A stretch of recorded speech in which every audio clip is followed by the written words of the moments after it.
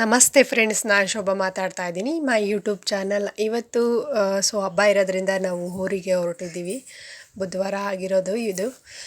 ನಮ್ಮ ಹಸ್ಬೆಂಡು ನಾವು 3 ಗಂಟೆ ಆಗಿದೆ ಇವಾಗ. ಟೈಮು ಆವಾಗ ರೆಡಿಯಾಗಿ ಹೋಗ್ತಾ ಇದ್ದೀವಿ. ಸ್ಕೂಲೆಲ್ಲ ಮುಗಿಸ್ಕೊಂಡು ರಜಾ ಇದೆ ಅಂತೇಳಿ ಹೋಗ್ತಾ ಇದ್ದೀವಿ. ಎಕ್ಸಾಮ್ ಇದೆ ಇನ್ನು ನೆಕ್ಸ್ಟ್ ವೀಕಲ್ಲಿ.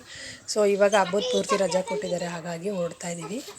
ಇನ್ನು ನಮ್ಮ ಹಸ್ಬೆಂಡ್ ಅವರು ಬೈಕಲ್ಲಿ ಬರ್ತಾರೆ, ನಮಗೆ ಕರ್ಕೊಂಡೋಗಿ ಗೋರ್ಗುಂಟೆಪಾಳ್ಯ ಬಿಡ್ತಾರೆ.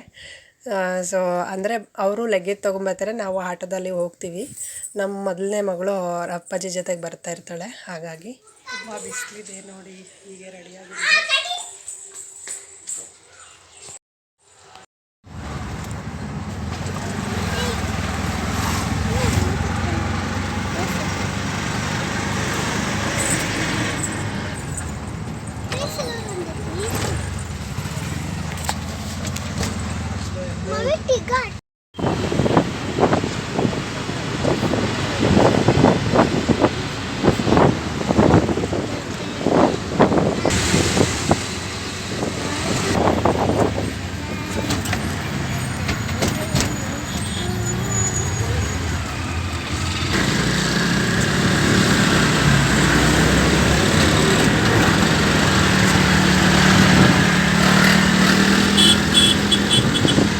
ನಾವಿವಾಗ ತುಮಕೂರು ಬಸ್ಸಿಗೆ ಹತ್ತಿದ್ದೀವಿ ನೋಡಿ. ಇವಾಗ ಯಶವಂತಪುರ ಬಂದಿದ್ವಿ. ಯಶವಂತಪುರದಿಂದ ತುಂಬಾ ಟ್ರಾಫಿಕ್ ಇದೆ.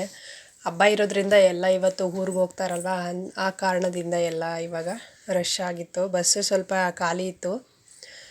ನಾವು ಚಿತ್ರದುರ್ಗ ಗಾಡಿಗೆ ಹತ್ತಿರೋದ್ರಿಂದ ಸ್ವಲ್ಪ ಖಾಲಿ ಇತ್ತು ಗಾಡಿ, ಸೀಟೆಲ್ಲ ಸಿಕ್ಕಿತ್ತು. ಬೇರೆ ಬಸ್ಸಿಗೆ ಹೋಗಿದ್ರೆ ಅಷ್ಟು ಸೀಟ್ ಸಿಗ್ತಾ ಇರಲಿಲ್ಲ. ನಿಧಾನಕ್ಕೆ ಹೋಗೋಣ ಅಂತ ಹೇಳಿ, ಅಂದರೆ ನಿಧಾನಕ್ಕೆ ಅಂತ ಏನಿಲ್ಲ, ಬೇಗ ಹೋಗಬೇಕಿತ್ತು. ಪಾಪು ಇರೋದ್ರಿಂದ ಸ್ವಲ್ಪ ಸೀಟ್ ಇರೋವಂಥ ಗಾಡಿಗೆ ಹೋಗೋಣ ಅಂತ ವೆಯ್ಟ್ ಮಾಡಿ ನೋಡಿ ಹೋಗ್ತಾ ಇದ್ದೀನಿ. ಈ ಬಸ್ಸು ಹೋಗೋದ್ರೊಳಗಡೆ ಸಂಜೆ ಆಗಿತ್ತು, 8 ಗಂಟೆ ಆಗಿತ್ತು. ಮನೆಗೆ ಹೋಗೋದ್ರೊಳಗಡೆ ಕತ್ತಲೆ ಆಗೋಗಿತ್ತು. ನೋಡಿ, ಇಲ್ಲೇ 1 ಅವರ್ ಲೇಟಾಗಿ ಹೋಗ್ತಾಯಿತ್ತು. ಯಾಕಂದರೆ ಟ್ರಾಫಿಕ್ ಇರೋದ್ರಿಂದ ಬಸ್ಸು ನಿಲ್ಲಿಸಿ ಸ್ಟಾಪ್ ಹಾಕಿ ಹೋಗ್ತಾಯಿತ್ತು. ಅದರಲ್ಲೂ ನಮ್ಮ ಪಾಪು ಅಂತೂ ಒಂದು ಕಡೆ ತುಂಬಾ ಅಳ್ತಾ ಇದ್ದ. ಯಾಕಂದರೆ ಮಕ್ಕಳು ಒಂದೇ ಕಡೆ ಕೂರೋದಕ್ಕಾಗಲ್ವಲ್ಲ, ಅದಕ್ಕಾಗಿ. ಇನ್ನು ನಾನು ಬೆಳಗ್ಗೆಯಿಂದ ವೀಡಿಯೋ ಮತ್ತೆ ಸ್ಟಾರ್ಟ್ ಮಾಡಿದ್ದೀನಿ ನೋಡಿ. ಕತ್ಲೆ ಹೇಗಿದೆ ಅಂತ ಕತ್ಲಲ್ಲಿ ಕುತ್ಕೊಂಡು ವೀಡಿಯೋ ಮಾಡ್ತಾಯಿದ್ದೀನಿ. ಮಳೆ ಬಂದಿರೋದಕ್ಕೆ ತುಂಬ ಸ್ವಲ್ಪ ಚಳಿ ಇದೆ ಫ್ರೆಂಡ್ಸ್. ಮನೆಗೆ ಹೋಗ್ಬಿಟ್ಟು ಮತ್ತೆ ವೀಡಿಯೋ ಮಾಡ್ತೀನಿ ನಾನು. ಫ್ರೆಂಡ್ಸ್, ನಮ್ಮ ಊರು ತೋವಿನಕೆರೆ ನೋಡಿ. ತೋವಿನಕೆರೆಗೆ ಬಂದಿದ್ದೀವಿ. ಮಳೆ ಬರ್ತಾ ಇದೆ ಚೆನ್ನಾಗಿ. ಬಸ್ ಇಳ್ದಿವ ಕೂತ್ಕೊಂಡಿದ್ದೀವಿ ಇಲ್ಲಿ ಒಂದು ಆಟೋದಲ್ಲಿ. ನಮ್ಮ ಹಸ್ಬೆಂಡ್ ಅವರು ಗಾಡೀಲಿ ಬರ್ತಾವ್ರೆ, ಅದಕ್ಕಾಗಿ ವೆಯ್ಟ್ ಮಾಡ್ತಾಯಿದ್ದೀನಿ. ಟೈಮ್ ಬಂದು 8:30 8:40 ಆಗಿದೆ. ಇವಾಗ ನಾನು ಪಾಪ ಇದ್ದೀವಿ. ಮತ್ತೆ ನಾನು ಬೆಳಗ್ಗೆಯಿಂದ ವಿಡಿಯೋ ಸ್ಟಾರ್ಟ್ ಮಾಡಿದ್ದೀನಿ. ಹಬ್ಬ ಇದೆ ಇವತ್ತು, ಯುಗಾದಿ ಹಬ್ಬ ಇರೋದ್ರಿಂದ ಎಲ್ಲ ರೆಡಿ ಮಾಡಿದ್ದೀನಿ ಪೂಜೆಗೆ. ಹಬ್ಬಕ್ಕೆ ಮನೆ ಮುಂದೆ ರಂಗೋಲಿ ಎಲ್ಲ ಹಾಕ್ಬಿಟ್ಟು ಇನ್ನು ಮಾವಿನ ತೋರಣ ಎಲ್ಲ ರೆಡಿ ಮಾಡ್ತಾ ಇದ್ದಾರೆ. ನಮ್ಮ ಮಾವ ಅವರು, ನಮ್ಮ ಹಸ್ಬೆಂಡ್ ಅವರು ಪೂಜೆಗೆ ರೆಡಿ ಮಾಡ್ಕೊತಾ ಇದ್ದಾರೆ. ಅವ್ರದ್ದು ಸ್ನಾನ ಆಗಿತ್ತು, ಇನ್ನು ರೆಡಿ ಮಾಡ್ಕೊತಾ ಇದ್ರು ನೋಡಿ. ಈಗ ಬೇವಿನ ಸೊಪ್ಪೆಲ್ಲ ಕಟ್ಟಿ ಮಾವಿನ ತೋರಣನ ಬಾಗಿಲಿಗೆ ಹಾಕೋದಕ್ಕೆ ಅಂತೇಳಿ ರೆಡಿ ಮಾಡ್ತಾ ಇದ್ದಾರೆ. ನಮ್ಮ ಹಸ್ಬೆಂಡ್ ಅವರು ಟಿ ವಿ ಎಲ್ಲ ಒರೆಸಿ ಮನೆ ಕ್ಲೀನ್ ಮಾಡ್ಕೊತಾ ಇದ್ರು, ಟಿ ವಿಗೆಲ್ಲ ಪೂಜೆ ಮಾಡೋದಕ್ಕೆ ಅಂತ. ಇನ್ನು ಪಾಪು ಒಂದು ಕಡೆ ಆಟ ಆಡ್ಕೊತಾ ಇದ್ದ. ನಾನೊಂದು ಕಡೆ ಅಡುಗೆನ ಸ್ಟಾರ್ಟ್ ಮಾಡ್ಕೊಂಡಿದ್ದೀನಿ. ಪಲ್ಯ ಮಾಡಿಬಿಟ್ಟು ಅಡುಗೆನ ಮಾಡೋಣ ಅಂತ ಹೇಳಿ, ಚಿತ್ರಾನ್ನ ಮಾಡೋಣ ಅಂತ ರೆಡಿ ಮಾಡ್ಕೊತಾ ಇದ್ದೀನಿ ಇವಾಗ. ಇನ್ನು ಅಡುಗೆ ರೆಡಿ ಮಾಡೋದು ಯಾವ ರೀತಿ ಅಂತ ತೋರಿಸ್ತಾ ಇದ್ದೀನಿ. ಪಲ್ಯ ಮಾಡೋದು ಹೇಗೆ ಅಂತ ಹೇಳಿ ನಾನು ಈ ವಿಡಿಯೋದಲ್ಲಿ ತಿಳಿಸ್ಕೊಡ್ತಾ ಇದ್ದೀನಿ. ಕಾಳು ಮತ್ತು ಬಟಾಣಿ ಪಲ್ಯ ಮಾಡ್ತಾ ಇದ್ದೀನಿ. ರಾತ್ರಿಯೇ ಕಾಳೆಲ್ಲ ನೆನೆಸಿಟ್ಟಿದ್ದೀನಿ ನೋಡಿ ಹೇಗಿದೆ ಅಂತ. ಒಂದು ಅರ್ಧ kg ಅಷ್ಟು ಎರಡನ್ನೂ ಸಮನ ನೆನೆಸಿಟ್ಕೊಂಡಿದ್ದೆ. ಇವಾಗ ಎಲ್ಲ ಚೆನ್ನಾಗಿ ನೆಂದೋಗಿದೆ. ತರಕಾರಿ ಎಲ್ಲ ಕಟ್ ಮಾಡಿ ಇಟ್ಕೊಂಡಿದ್ದೀನಿ. ಸ್ಟವ್ ಮೇಲೆ ಒಂದು ಪಾತ್ರೆನ ಇಟ್ಕೊಂಡಿದ್ದೀನಿ, ಅದಕ್ಕೆ 2 ಸ್ಪೂನಷ್ಟು ಆಯಿಲ್ ಹಾಕ್ಕೊಂಡಿದ್ದೀನಿ. ಅದು ಚೆನ್ನಾಗಿ ಬಿಸಿ ಆಗಬೇಕು. ಅದು ಬಿಸಿ ಆದಮೇಲೆ ನಾನು ಸ್ವಲ್ಪ ಅದಕ್ಕೆ ಸಾಸಿವೆನ ಆ್ಯಡ್ ಮಾಡ್ಕೊತಾ ಇದ್ದೀನಿ. 1 ಸ್ಪೂನಷ್ಟು ಸಾಸಿವೆ ಹಾಕಿಬಿಟ್ಟಿದ್ದೀನಿ. ಅದಾದಮೇಲೆ ಸ್ವಲ್ಪ ನಾನು ಕರಿಬೇವಿನ ಸೊಪ್ಪನ್ನು ಆ್ಯಡ್ ಮಾಡ್ತಾಯಿದ್ದೀನಿ. ಇಲ್ಲಿ ಊರ ಕಡೆ ಆಗಿರೋದ್ರಿಂದ ನ್ಯಾಚುರಲ್ಲಾಗಿ ಎಲ್ಲ ಫ್ರೆಶ್ ಆಗೇ ಸಿಗುತ್ತೆ. ಬ್ಯಾಂಗ್ಳೂರಲ್ಲಾದರೆ ಎಲ್ಲ ಅಂಗಡೀಲಿ ತಂದು ಇಟ್ಕೊತೀವಲ್ವ, ಸ್ವಲ್ಪ ದಿನ ಆದಮೇಲೆ ಒಣಗೋಗಿರುತ್ತೆ ನೋಡಿ. ಇಲ್ಲಿ ಹಸಿದಂಥದ್ದು ಕರಿಬೇವಿನ ಸೊಪ್ಪು ಚೆನ್ನಾಗೇ ಇತ್ತು ಪಕ್ಕದಲ್ಲಿ ಗಿಡದಲ್ಲಿ, ಹಾಗಾಗಿ ಅದನ್ನು ಹಾಕಿದ ತಕ್ಷಣ ಸ್ಮೆಲ್ಲು ತುಂಬಾ ಚೆನ್ನಾಗಿ ಬರ್ತಾಯಿತ್ತು. ಇವಾಗ ಹಾಕಿದ್ದೀನಿ. ಮತ್ತು ಅದಾದಮೇಲೆ ಸ್ವಲ್ಪ ಬೆಳ್ಳುಳ್ಳಿ ಆ್ಯಡ್ ಮಾಡ್ಕೊತಾ ಇದ್ದೀನಿ, ಒಂದು 5-6 ಇನ್ನು ಬೆಳ್ಳುಳ್ಳಿ ಸ್ವಲ್ಪನ ಆ್ಯಡ್ ಮಾಡ್ತಾಯಿದ್ದೀನಿ. ಕಟ್ ಮಾಡಿರೋಂಥ ಈರುಳ್ಳಿನ ಸೇರಿಸ್ಕೊಂಡಿದ್ದೀನಿ. ಇದಾದಮೇಲೆ ಸ್ವಲ್ಪ ಚೆನ್ನಾಗಿ ಫ್ರೈ ಆಗಬೇಕು. ಸೊ ನೋಡಿ ಫ್ರೈ ಆಗ್ತಾಯಿದೆ. ಇವಾಗ ಈರುಳ್ಳಿ ಎಲ್ಲ ಫ್ರೈ ಆಗಿದೆ. 2 ನಿಮಿಷ ಸಣ್ಣ ಊರಿನಲ್ಲೇ ಫ್ರೈ ಮಾಡಿಕೊಂಡು ಟೊಮೊಟೊನ ಸೇರಿಸ್ಕೊಂಡಿದ್ದೀನಿ. 2 ಟೊಮೊಟೊ ಕಟ್ ಮಾಡಿ ಇಟ್ಕೊಂಡಿದ್ದೆ ಚಿಕ್ಕದು, ಅದು ಇದರೊಳಗಡೆ ಸೇರಿಸಿದ್ದೀನಿ. ಇವಾಗ ಇದು ಚೆನ್ನಾಗಿ ಫ್ರೈ ಆಗಬೇಕು. ಹಬ್ಬ ಅಂದರೆ ತುಂಬಾ ಚೆನ್ನಾಗಿರುತ್ತೆ. ಯುಗಾದಿ ಹಬ್ಬ ಹೊಸ ಬಟ್ಟೆ ಹಾಕ್ಕೊಂಡು, ಅದು ಮೈಗೆಲ್ಲ ಎಣ್ಣೆ ಹಾಕ್ಕೊಂಡು ಸ್ನಾನ ಮಾಡಿಕೊಂಡು ಹೊಸ ಬಟ್ಟೆ ಹಾಕ್ಕೊಳ್ಳೋದ್ರಿಂದ ಮನಸ್ಸಿಗೆ ತುಂಬ ನೆಮ್ಮದಿ ಇರುತ್ತೆ, ಸಂತೋಷ ಇರುತ್ತೆ. ಅದರಲ್ಲೂ ಬೇಸಿಗೆ ಟೈಮ್ ಅಲ್ವಾ, ಈ ಟೈಮಲ್ಲಿ ಮೈಗೆಲ್ಲ ಎಣ್ಣೆ ಹಚ್ಕೊಂಡು ಸ್ನಾನ ಮಾಡಿದರೆ ಒಂಥರ ಸಂತೋಷನೇ ತರುತ್ತೆ ಮನಸ್ಸಿಗೆ. ಸೊ ಇನ್ನು ತರಕಾರಿ ಎಲ್ಲನ ಹಾಕ್ಕೊತಾ ಇದ್ದೀನಿ. ಆಲೂಗೆಡ್ಡೆ 2 ಕಟ್ ಮಾಡ್ಕೊಂಡಿದ್ದೆ, ಹಾಗೆ ಒಂದು ಕ್ಯಾರೆಟು, ಹಾಗೆ ಬೀನ್ಸ್ ಒಂದು ಸ್ವಲ್ಪ, ಇಷ್ಟನ್ನು ಕಟ್ ಮಾಡ್ಕೊಂಡಿದ್ದೆ. ಪಲ್ಯಕ್ಕೆ ಇವಾಗ ಸೇರಿಸ್ಕೊತಾ ಇದ್ದೀನಿ. ಟೊಮೊಟೊ ಎಲ್ಲ ಸ್ವಲ್ಪ ಫ್ರೈ ಆಗಿದೆ. ಅದು ಫ್ರೈ ಆದಮೇಲೆ ಎಲ್ಲ ಹಾಕ್ಕೊಂಡು ತರಕಾರಿ ಸ್ವಲ್ಪ ಎಣ್ಣೆಲೇ ಫ್ರೈ ಆಗಬೇಕು. ಹೀಗೆ ನೋಡಿ 2 ನಿಮಿಷ ಆಗುತ್ತೆ. ಇದಾದಮೇಲೆ ನಾನು ಕಾಳನ್ನ ಸೇರಿಸ್ಕೊತಾ ಇದ್ದೀನಿ. ಕಾಳೆಲ್ಲ ಚೆನ್ನಾಗಿ ತೊಳೆದಿಟ್ಕೊಂಡಿದ್ದೆ, ಅರ್ಧ kg ಅಷ್ಟು ನೆನೆಸಿಟ್ಕೊಂಡಿದ್ದೀನಿ. ಸೊ ಸಂಜೆವರೆಗೂ ತಿನ್ಕೊಳ್ಳೋಂಗೆ ಚೆನ್ನಾಗಿರುತ್ತೆ ಪಲ್ಯ, ಹಾಗಾಗಿ ಜಾಸ್ತಿನೇ ಮಾಡ್ಕೊತಾ ಇದ್ದೀನಿ. ಸೊ 2 ಮೀಡಿಯಮಲ್ಲೇ ಮಿಕ್ಸ್ ಮಾಡಿಕೊಂಡು ನೆನೆಸಿಟ್ಟಿದ್ದೀನಿ. ಅದರ್ಧ ಇದರ್ಧ ಹಾಕ್ಕೊಂಡು ನೆನೆಸಿದ್ದೆ. ಸೊ ಇವಾಗ ನೋಡಿ ಕಾಳು ರೆಡಿಯಾಗಿದೆ. ಇದು ಸ್ವಲ್ಪ ಫ್ರೈ ಆದರೆ ಎಣ್ಣೆಲಿ ಹಸಿ ವಾಸನೆ ಎಲ್ಲ ಹೋಗುತ್ತಲ್ವ, ಚೆನ್ನಾಗಿರುತ್ತೆ. ಇದಾದಮೇಲೆ ನಾನು ಮಸಾಲೆಗೆ ಅಂತ ರುಬ್ಬಿಟ್ಕೊಂಡಿದ್ದೀನಿ. ಸೊ ರುಚಿಗೆ ತಕ್ಕಷ್ಟು ಒಂದು ಹಿಡಿಯುವಷ್ಟು ಉಪ್ಪು ಹಾಕ್ಕೊತಾ ಇದ್ದೀನಿ. ನಿಮಗೆ ಅಳತೆ ನೋಡ್ಕೊಂಡು ಹಾಕ್ಕೋಬೋದು, ನಾನು ಅಳತೆಗೆ ತಕ್ಕನಾಗೆ ಹಾಕ್ಕೊಂಡಿದ್ದೀನಿ. ಇದಾದಮೇಲೆ 1 ಸ್ಪೂನ್ ಖಾರದ ಪುಡಿ ಹಾಕ್ಕೊತಾ ಇದ್ದೀನಿ. ಜಾಸ್ತಿ ಪಲ್ಯ ಮಾಡ್ತಾ ಇರೋದ್ರಿಂದ ಜಾಸ್ತಿ ಖಾರದ ಪುಡಿನ ಸೇರಿಸ್ಕೊತಾ ಇದ್ದೀನಿ. ಅಂದರೆ ಅರ್ಧ ಅರ್ಧ ಸೇರಿಸಿದ್ರೆ ಗೊತ್ತಾಗಲ್ಲ. 1 ಸ್ಪೂನ್ ಹಾಕ್ಕೊಂಡು ಸ್ವಲ್ಪ ಹಾಕ್ಕೊಂಡಿದ್ದೀನಿ. ಹೀಗೆ 3 ಸ್ಪೂನು ಧನಿಯಾ ಪೌಡ್ರನ್ನ ಸೇರಿಸ್ಕೊತಿದ್ದೀನಿ. ಸೊ ಈ ಥರ ಮಾಡೋದ್ರಿಂದ ತುಂಬಾ ಟೇಸ್ಟಾಗಿ ರೆಡಿಯಾಗುತ್ತೆ ರೆಸಿಪಿ.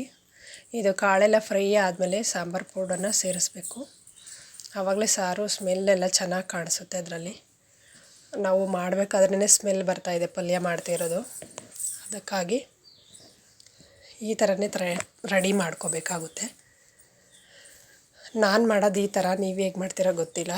ಸೊ ಇವಾಗ ನೋಡಿ ಸ್ವಲ್ಪ ಕಡಿಮೆ ಇದೆ ಧನಿಯಾ ಪೌಡ್ರ್ ಅಂತ, ಇನ್ನೂ ಸ್ವಲ್ಪನ ಸೇರಿಸ್ಕೊಂಡಿದ್ದೀನಿ. 4-5 ಸ್ಪೂನ ಹಾಕ್ಕೊಂಡಿದ್ದೀನಿ. ಅದಾದಮೇಲೆ ನಾನು ಮಿಕ್ಸಿ ಜಾರ್ಗೆ ರುಬ್ಬೋದಕ್ಕೆ ರೆಡಿ ಮಾಡ್ಕೊತೀನಿ. ಅದು ಕುದಿ ಬರೋವರೆಗೂ ಸ್ವಲ್ಪ ಹೊತ್ತು. ಸ್ವಲ್ಪ ಕಾಯಿ ತುರಿ ಹಾಕ್ಕೊಂಡಿದ್ದೀನಿ, ಒಂದು ಸ್ವಲ್ಪ ಚಕ್ಕೆ ಹಾಕ್ಕೊಂಡಿದ್ದೀನಿ, ಹಾಗೆ ಕಾಯಿ ತುರಿ, ಸ್ವಲ್ಪ ಕೊತ್ತಂಬರಿ ಸೊಪ್ಪು ಹಾಕ್ಕೊಂಡು ಬೆಳ್ಳುಳ್ಳಿ ಹಾಕ್ಕೊಂಡು ಗ್ರೈಂಡ್ ಮಾಡ್ಕೊತಿದ್ದೀನಿ. ಅದಾದಮೇಲೆ ನೀರಲ್ಲೇ ತೊಳೆದ್ಬಿಟ್ಟು ಇದ್ರೊಳಗಡೆ ಸೇರಿಸ್ಕೊತೀನಿ. ತುಂಬಾ ಚೆನ್ನಾಗಿರುತ್ತೆ ಕಾಯಿ ತುರಿ ಈ ಥರ ಎಲ್ಲ ಮಿಕ್ಸ್ ಮಾಡಿ ಹಾಕೋದ್ರಿಂದ. ಜೊತೆಗೆ ಸ್ವಲ್ಪ ಕಡಲೆನೂ ಮಿಕ್ಸ್ ಮಾಡಿದ್ದೀನಿ ಇದರೊಳಗಡೆ. ನೋಡಿ ಈ ಥರ ಮಾಡೋದ್ರಿಂದ ಪಲ್ಯ ತುಂಬ ಟೇಸ್ಟಾಗಿ ಬರುತ್ತೆ. ನೀವು ಕೂಡ ಟ್ರೈ ಮಾಡಿ ಹೀಗೆ ಮಾಡೋದು. ಸೊ ಈಗ ನೋಡಿ ಎಲ್ಲ ಮಿಕ್ಸಿ ಜಾರನ್ನ ತೊಳೆದ್ಬಿಟ್ಟು ನೀರು ಹಾಕ್ಕೊತಾ ಇದ್ದೀನಿ. ಪಲ್ಯಗೆ ಕೂಗಿಸ್ಬೇಕು ಅಂತಂದರೆ 1 ಚಮಚಷ್ಟು ಅದು ಕುದಿ ಬರೋಂಗೆ ನೀರು ಹಾಕ್ಕೋಬೇಕು, ಇಲ್ಲಾಂದರೆ ತಳ ಹತ್ತುತ್ತೆ. ಸೊ ಹಾಗೆ ಡೈರೆಕ್ಟಾಗಿ ಮಾಡೋ ಅಂಥವ್ರು ನೀರು ನೋಡ್ಕೊಂಡು ಹಾಕ್ಕೋಬೋದು. ಯಾಕಂದರೆ ಇದು ನಾನು ಲಿಡ್ನ ಕ್ಲೋಸ್ ಮಾಡ್ತೀನಲ್ವ, ಅದಕ್ಕಾಗಿ ಸ್ವಲ್ಪ ಕುದಿ ಬರೋಂಗೆ ನೀರು ಹಾಕ್ಕೊಂಡು ಲಿಡ್ನ ಕ್ಲೋಸ್ ಮಾಡ್ಕೊತೀನಿ. ಸೊ ನೋಡಿ ಇವಾಗ ಚೆನ್ನಾಗಿ ರೆಡಿಯಾಗಿದೆ. ಇದಾದಮೇಲೆ ಸ್ವಲ್ಪ ನೀರು ಹಾಕ್ಕೊಂಡು ನಾನಿವಾಗ ಕುದಿಯೋದಕ್ಕೆ ಬಿಡ್ತೀನಿ. ಆಮೇಲೆ ಲಿಡ್ನ ಕ್ಲೋಸ್ ಮಾಡ್ಕೊತೀನಿ. ಸೊ ಇವಾಗ ಆಗಿದೆ. ಒಂದು ಕಡೆ ನಾನು ಗೊಜ್ಜನ್ನ ರೆಡಿ ಮಾಡ್ಕೊತಾ ಇದ್ದೀನಿ, ಚಿತ್ರಾನ್ನದ್ದು.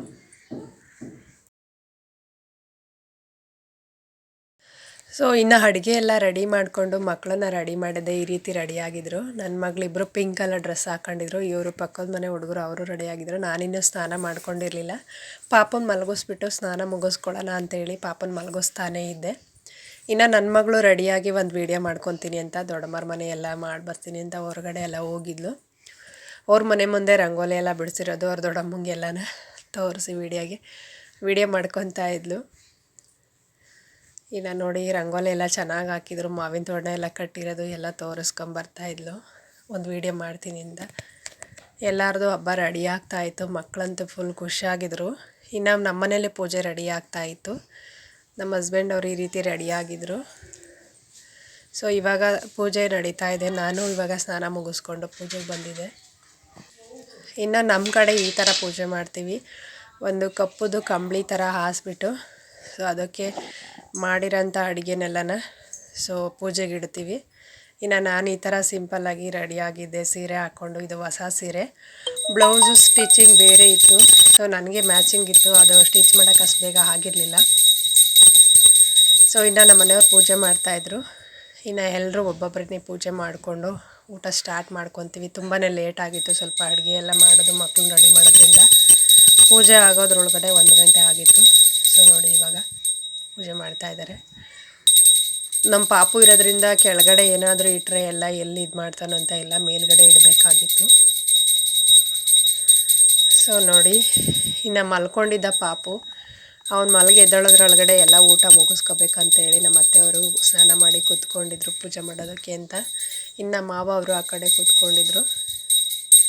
ನಮ್ಮ ಮನೆಯವ್ರದ್ದೀಗ ಪೂಜೆ ಆಗಿದ್ಮೇಲೆ ಸೊ ನಾವೆಲ್ಲ ಮಕ್ಕಳಿಂದನೂ ಎಲ್ಲ ಪೂಜೆ ಮಾಡಿಸ್ತೀವಿ. ಅವರೆಲ್ಲ ಪೂಜೆ ಮಾಡ್ತಾರೆ. ನನ್ನ ಮಗಳಿಗಂತೂ ತುಂಬಾ ಇಷ್ಟ ಪೂಜೆ ಮಾಡೋದು ಅಂತ. ಹಾಗಾಗಿ ಅವಳು ಪೂಜೆ ಮಾಡ್ತಾಳೆ. ಸೊ ಯುಗಾದಿ ಹಬ್ಬ ಬೇವು ಬೆಲ್ಲ ಎಲ್ಲ ತಿಂದು ಒಳ್ಳೆಯದಾಗಲಿ, ಹೊಸ ವರ್ಷ ಹೊಸ ಹರುಷ ಉಕ್ಕಲಿ, ಎಲ್ಲರ ಜೀವನದಲ್ಲಿ ಹೊಸ ಹೊಸ ಘಟನೆಗಳು ಸಂಘಟನೆಗಳು ಎಲ್ಲ ಶುರುವಾಗಲಿ, ಇಲ್ಲಿಂದನೇ ಎಲ್ಲ ಹೊಸ ಬೆಳಕು ಸಮೃದ್ಧಿ ಆಗಲಿ ಅಂತ ಆಶಿಸೋಣ. ಎಲ್ಲರಿಗೂ ಒಳ್ಳೆಯದಾಗಲಿ.